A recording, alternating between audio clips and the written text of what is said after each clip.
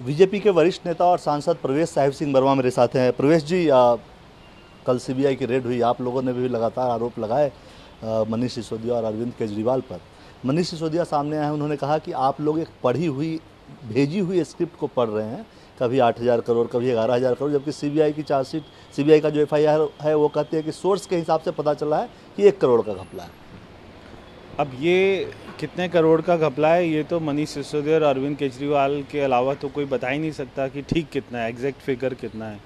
हम तो अपना आकलन ही लगा सकते हैं, क्योंकि हमें ये मालूम है कि 9,000 करोड़ का रेवेन्यू आना था, उसमें से 5,000 करोड़ आया, उसमें से 12% का कमीशन था, उसमें से 6% इनको वापस मिलना था। अब वो फिगर थोड़ी सी ऊंची नीची हो सकती है। अगर एग्जैक्ट फिगर पूछना है वो तो अरविंद केजरीवाल या मनीष सिसोदिया बता सकते हैं, क्योंकि चोरी बता सकता है उसने कितने की चोरी करी है। और आज तो मनीष सिसोदिया ने खुद ही बोल दिया कि 2-3 दिन के बाद में मैं भी जेल जाने वाला हूँ, इसलिए उनको पता है कि उन्होंने चोरी करी है और कुछ ना कुछ ऐसा सीबीआई को पता लग गया है जिससे वो बच नहीं सकते। तो आज मैंने उनकी पीसी देखी थी, तो उनके हाव भाव से लग रहा था कि अपना दाल में काला है और कोई जेल जाने वाला है।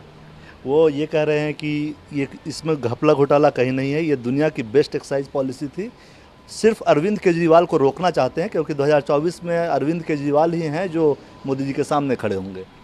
अगर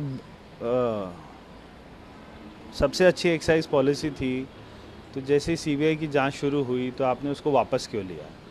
आप अड़ जाते, जैसे आप अपने बाकी कामों पे अड़ जाते हैं, रोड पे लेट जाते हैं, सारे धरना प्रदर्शन कर देते हैं, LG के ऑफिस में बैठ जाते हैं, तो आप अड़ जाते हैं कि हम नहीं वापस करेंगे, ये तो बहुत अच्छी है।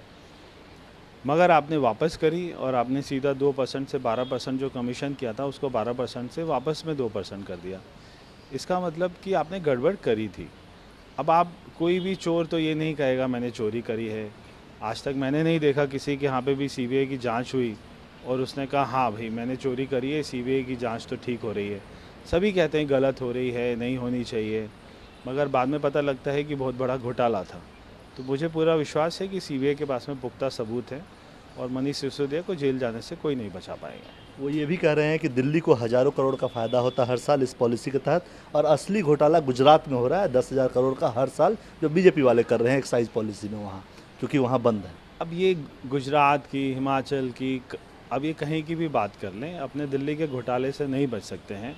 दिल्ली में घोटाला हुआ है। आप केवल दिल्ली की बात करें कि आपने एक्साइज पॉलिसी को लेकर, वो भी तब लेके आए जब दिल्ली में एक अपना कोविड की दूसरी वेव चल रही थी और दिल्ली में 23,000 लोग मरे। उसी महीने में आप इस पॉलिसी को लेके आए। ऐसा क्या था इस पॉलिसी में?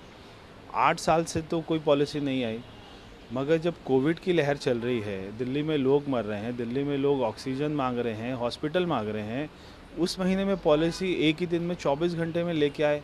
ऐसा क्या था शराब की पॉलिसी में? क्या दिल्ली के लोग मर रहे थे शराब पीने के लिए?